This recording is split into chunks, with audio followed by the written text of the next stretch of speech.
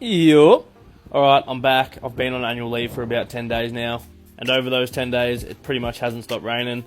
There's been a couple of games here since I've been gone, and unfortunately it rained pretty much the whole time, so the centre wicket table got pretty churned up. No game this weekend, so hopefully it dries out a little bit and I can get on the roller and flatten it out. While it's raining, I've decided to give this mower a good clean and sharpen the reels. Here it is soaking in some truck wash. Let it soak for about 5 minutes and then get the gurney on it, give it a nice clean. Now that it's clean, it's time to sharpen these blades. First up, I'm just going to make sure that the reel to bed knife contact is there on all of the reels. As you can see here, this is the bed knife and that's the reel, so the contact between the two I wanted tight. And yes, I know it wasn't super clean underneath that, but don't worry about it, I'll get there. Make sure to turn this little switch so the blade starts spinning backwards. Turn on the ignition, hot and fresh out the kitchen. Drop the reels and it should be spinning backwards. Now we're spinning a little bit too quick, so I just slowed it down a little bit here.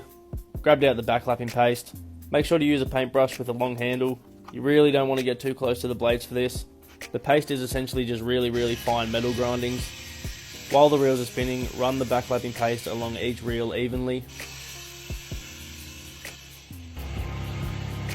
This back one's a bit tough to get to, but we got there in the end. Let it spin for about 30 seconds to a minute, and then I like to give it another brush. Once that's completed, get the gurney out, give it a nice wash, get rid of any excess backlapping paste. While the reels are spinning, this also gives it a better clean. Lift up the reels, make sure you put everything back to the way it was when you started. You don't want to leave the blades in reverse. Just run a hose over it to wash off any excess grass or paste. Add more grease to the grease points to flush any water out of the bearings.